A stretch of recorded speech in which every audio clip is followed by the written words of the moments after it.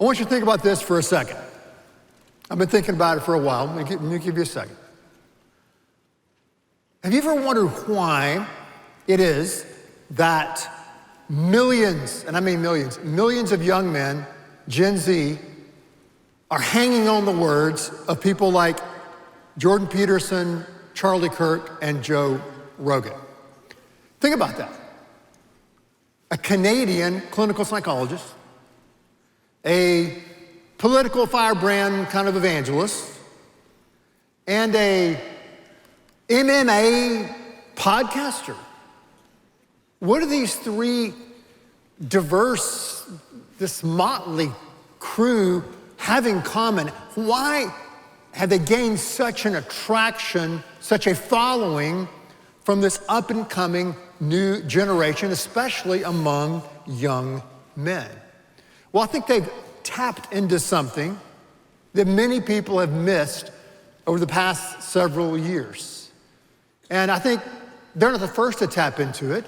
A long time ago, before there was even YouTube or Instagram or, followers, there was a guy by the name of Paul.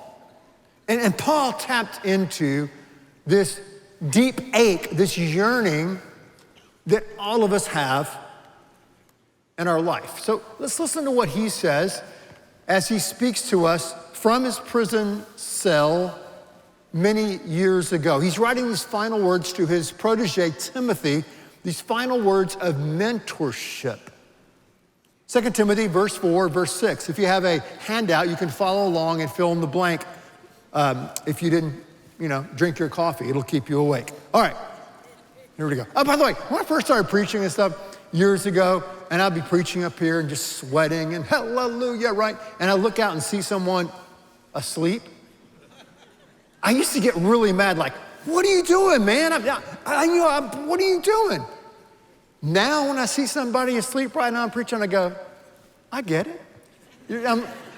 Enjoy it, right? I'd be doing this anyway. True, it's true. Here we go. For I am ready to be poured out like a drink offering, and the time for my departure has come.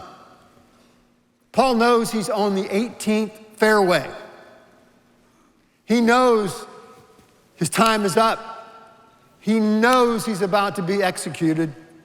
He said, I've been poured out like a drink offering. Not burned out, poured out.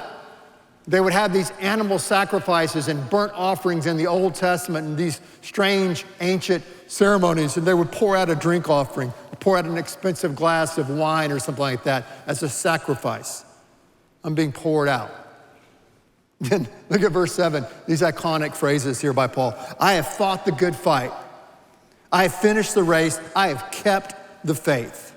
Now there is in store for me this crown of righteousness, which the Lord, the righteous judge, will award to me on that day. Not only to me, but to all who have longed for his appearing, all of us who are longing to see him. What's Paul saying here? His translation is, listen, he's saying, I've done it. I've done it. I fought the good fight. I've endured the race and stayed in the race. I have kept on keeping on despite all odds, pain, persecution, prison. I'm still standing. All that awaits now is that ceremony, like the Olympic ceremony, and they put the gold medal and they play that national anthem. That's all that awaits Paul. He's done it. He's fulfilled the goal of his life. Isn't that great? And this is the goal of life. We don't know when we're going to die. We don't know when it's our time. Sometimes you have the grace to know, as he did, but a lot of times we don't. But Paul knew this was it. And he knew that life was a marathon and not a sprint, right? That life was a championship fight, 15 rounds like back in the day, not a street brawl skirmish after school. Joe Rogan, Charlie Kirk, Jordan Peterson, What have they tapped into? They've tapped into this. They've tapped into the reality that so many people in our society, especially young men coming up, have lost their way. They've lost a sense of meaning and purpose. They've lost the why. Jean-Paul Sartre said this. He said, no finite point has meaning without an infinite reference point. All the finite points, your life, your job, your family, your friends, your successes, your failures, your this, your that, all of that, your money, all of that, your friends, all of that, your relationships, all of that, these finite points have no meaning if there's not an infinite and ultimate reference point. If there's not a why, if there's not a purpose that undergirds everything that we do. I love this verse in Acts chapter 13. It's one of those verses you kind of skip over when you're reading the Bible, kind of like, whatever. But here it is, Acts 13:36. It's pretty cool. It says, now when David had served God's purpose in his own generation, he fell asleep. That's just the way they say he died. David, he knew a little bit about fighting, didn't he? Boom, he knocked out the heavyweight champion of the world, Goliath. Bang, crashed him. He went to battle, he was a warrior. He fought the good fight.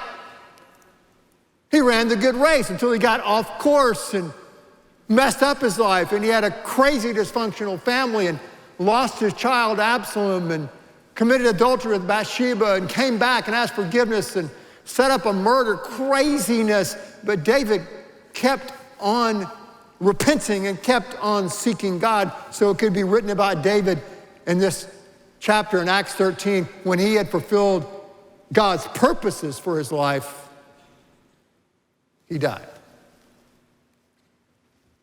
David, like Paul, like Moses, like Abraham, had a big enough why to sustain the how and the pain and the grueling nature of this race called life. Nietzsche said this, he said, he who has a why to live can bear almost any how. He who has a why to live can bear almost any how. The question is not, is your life going to be tough? Is it going to be hard? Is it going to be challenged? The question is, do you have a big enough why to get you through the hardship? Do you have a big enough why to help you not only survive, but to thrive in the midst of pain and persecution and the fights and the races that you'll enter? That's the question. Paul knew that why. He had that experience with God when he experienced God's mercy and forgiveness on that Damascus road as he was going the wrong way, and God turned him around and said, no, Paul, you're doing it wrong. Go this way. Start loving me. Start loving others. Start telling others about this good news. And Paul said, I've done that. I finished this race. I fought this good fight. I've kept on trusting God. Fight. What is he telling Timothy? What is he telling us here today? You're going to have a fight. You got to fight.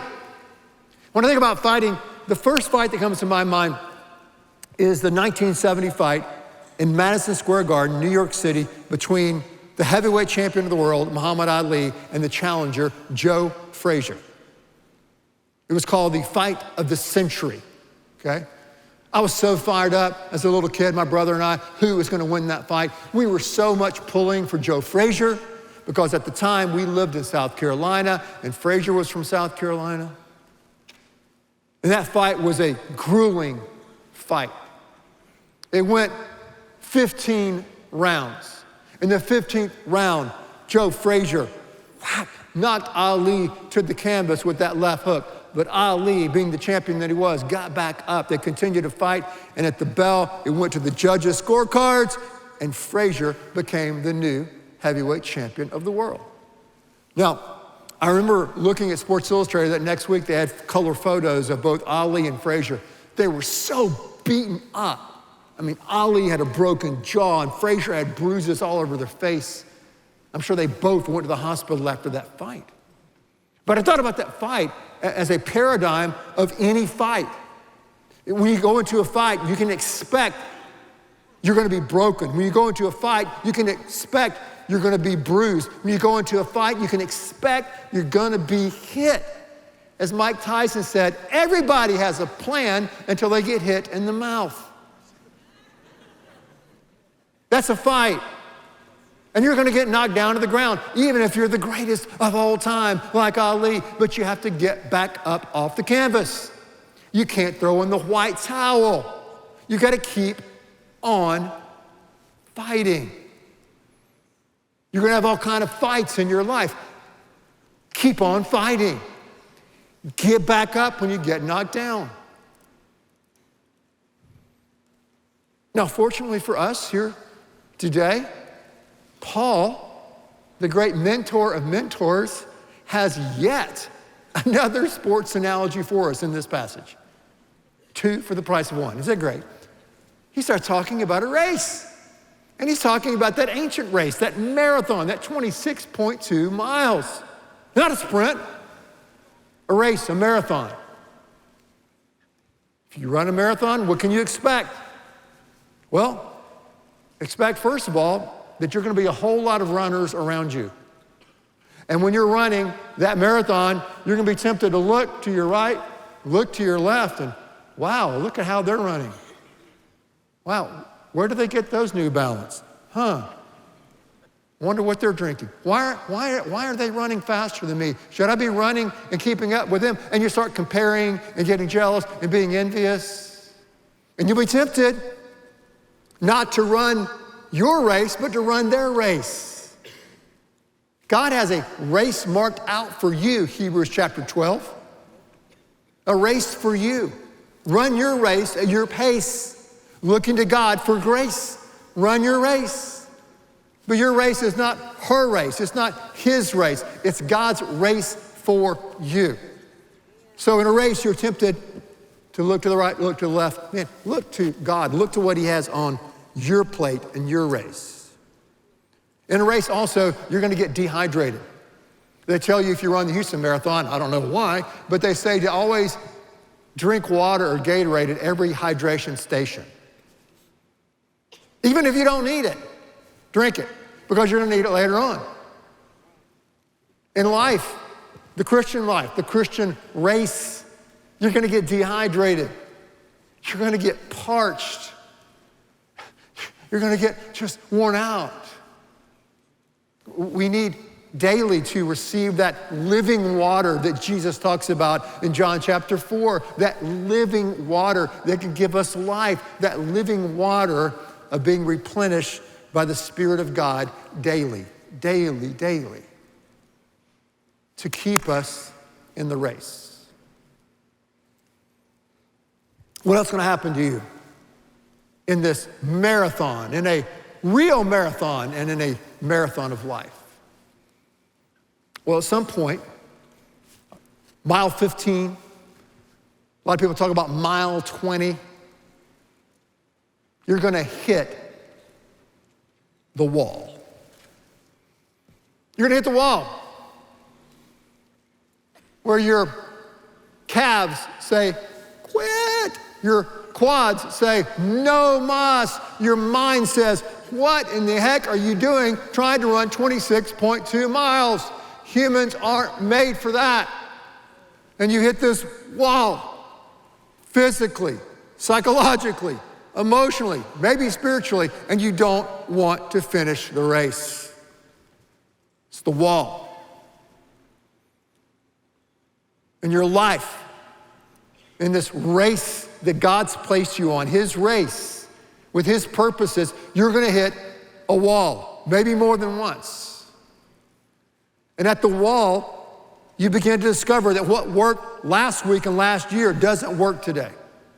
At the wall, you begin to have questions. You begin to have doubts. You begin to experience uncertainties. You seemingly get overwhelmed all at the wall. You're wondering, how can I get over it? How can I get around it? Can I dig under it? And you're hitting against the wall. You feel like you can't move forward. The ancients called this the dark night of the soul. If you're at the wall here today, or if you hit that wall in the future, don't panic. This is normal.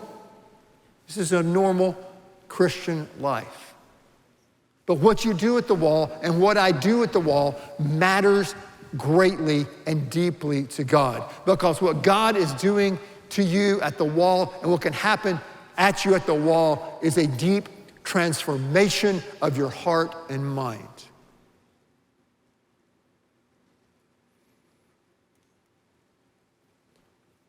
You come to the end of yourself many times at the wall, but when you come to the end of yourself, many times you become to the beginning of God.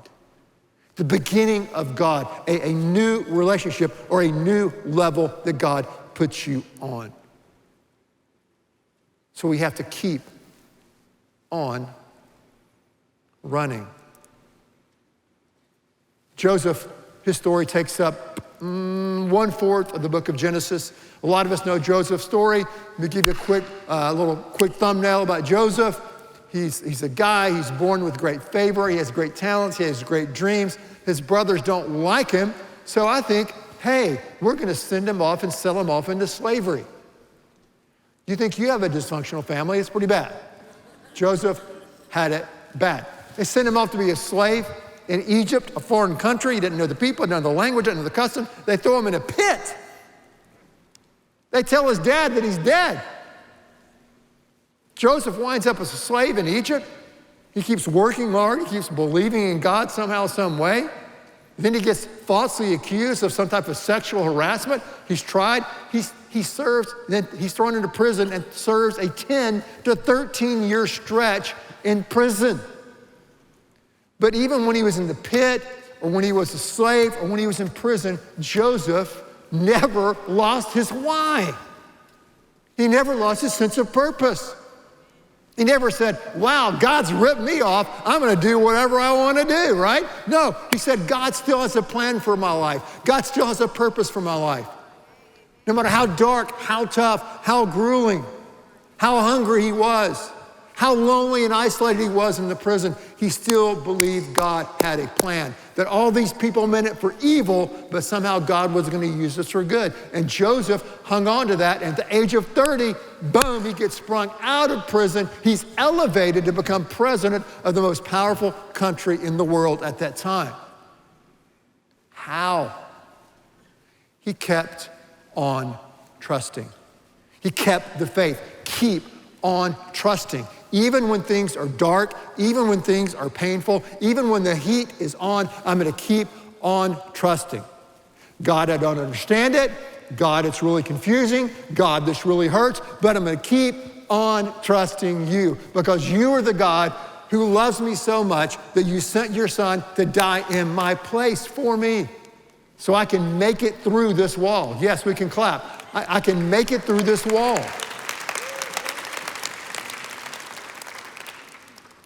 The greatest wall moment in the history of the world, Christ on the cross. My God, why have you forsaken me? As darkness covers the land, what's going on? What is God doing?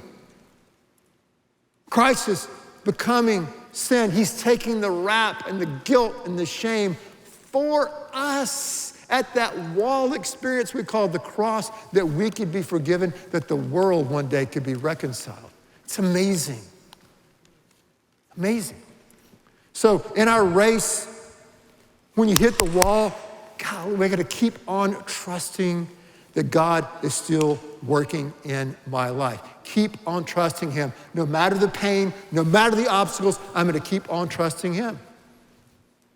Hebrews 12, 1 and 3 says what? We are to focus not on our failures, not on the past, not on our pain. We're to focus on the author and the finisher of our faith, Jesus Christ, who for the joy set before him endured the cross, taking on its shame. We focus on the finisher. You know, the good news is God knows where you are this morning. God's got the GPS, the Life 360 on you, students, better than your parents do. He's got you. God's got you. He knows what you're struggling with. He knows your hopes, your dreams. Some of us here right now, boom, you're on the mountaintop. You're like, woo, hallelujah, things are great. My team won yesterday. My grades are great. My life is great. Money's pretty good. Life's pretty good. Kids are pretty good. Man, things are firing. It's great. What did Jesus say? Rejoice with those who are rejoicing. And to me, one of the signs of spiritual maturity, if you would, is can you be happy at someone else's success? When someone else gets a promotion, when someone else is elevated, when someone else takes it to the next level, can you be happy? Rejoice with those who are rejoicing. Some are on the mountaintop. Others of us are in the valley. We're in the race, but we're in the valley. Some of us are in the ditch. Some of us are on the canvas. God knows where you are. God knows where you are. You're not alone in the ditch. You're not alone on the canvas. A lot of people around you have been there, done that. You're not alone. Some of us here have never really entered the race. I mean, you're in the human race. Maybe you say, I'm in the rat race, but you've never entered the race that God has for you. Tapped into God's plan, His purpose for you. And you need to take that step this morning to say, hey, I am entering God's race. I am entering into a relationship with God that I've never had before. And you need to take this step today. Others of you here have stopped running for some reason. You've stopped the race. You say, man, I used to pray. I used to come to church. I used to be involved. I used to serve. And God's calling you to get back in the race and to keep on running. Others of you, you're salty dogs. You're steady runners. You got the scars and the bruises and the broken bones to prove it. You're in the fight. You're in the race. And God says to keep on running, keep on fighting, keep on trusting Him as you're serving Him and making a difference in the lives of others. Keep fighting. Keep running. Keep trusting God, even in the darkness. I was really fortunate growing up to have a bright light in my life. My mom's dad, my grandfather, who we call Buddy, was a godly man. Like Paul, he didn't have the normal trappings of success, a big house, money. No, never had that. He was a teacher. He was a coach. Had a small business at one time. But he was a godly man. He was also a fighter, a wrestler, and a runner. He ran track for Indiana University. And while he was at IU, he ran against Ohio State, who had a track star by the name of Jesse Owens, who won 4 gold medals in the Berlin Olympics. I asked my grandfather, Buddy, I said, hey, Buddy, what's the closest you ever got to Jesse Owens in a race? He goes, oh, that's easy. It's when the referee said, on your mark, get set. So he ran at IU, he graduated, he came back, he was a teacher, a coach. And when I was just a young boy, a toddler, my grandfather had a stroke. And so all my life, I can remember he was a paraplegic. He was in a wheelchair. And his voice would stammer when he would talk, or we'd be asked to pray at dinner. And he still had this incredible joy about him. It's joy about it. And all of our cousins would go to him and learn from him, and he would get down on the floor and show us these wrestling moves and stuff like that. And he would talk to us about God, and he had this chair that he would sit in and watch TV, and had a TV tray. If you can remember those, young people, you can Google that later. And on the TV tray, he had a Reader's Digest, he had a TV guide, and he had a black Schofield study Bible, and nothing went on top of that Bible. He was a godly man, served in his church for decades. And I remember, so about 15 years old, I went to see him in Mississippi, and he was very sick. He was in the bed, and we were leaving to go back to our home, and we said, "Buddy, hey, we'll see you later. We'll see you later." And he just shook his head. He couldn't talk. He just took his crooked hand and just pointed it up to heaven, as if to say, "No, you're not going to see me. My life's been poured out. I've run the race." Time passed, short time passed. We got the phone call that he had died. So we drove all the way back to Mississippi, and I remember at his funeral in that small chapel, it was packed to overflowing, standing room only. Not because he was a successful man, but because he was a godly man who ran the race so well. And I think that God is so gracious in our life, whether it's a grandfather, whether it's a friend, whether it's a coach or a teacher or someone who comes into your life, you can say, wow, that's where I want to go. That's what I want to be like. I want to be able to say, I have fought that good fight. I have finished the race. I have kept the faith. I have kept trusting God. And now